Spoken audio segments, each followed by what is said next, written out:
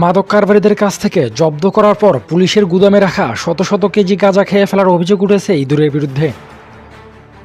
বিভিন্ন থানায় থাকা ৭০০ কেজি গাঁজার মধ্যেও ৫০০ কেজি গাঁজাই ইঁদুরে নষ্ট করে থাকতে পারে বলে দাবি করেছেন পুলিশের সদস্যরা। শুক্রবার সংবাদ মাধ্যম CNN জানায়, এমন কাণ্ড ঘটেছে ভারতের উত্তরপ্রদেশে। রাজ্যের মথুরা শহরের একটি আদালত উল্লেখ করেছেন, মাদকের সাম্প্রতিক একটি মামলায় প্রমাণ হিসেবে জব্দ করা কিছু গাঁজা আদালতে উপস্থাপন করার কথা ছিল স্থানীয় পুলিশের, কিন্তু তা তারা করতে পারেনি। বিচারক বলেন, ইঁদুর ছোট প্রাণী, তারা পুলিশকে ভয় পায় না।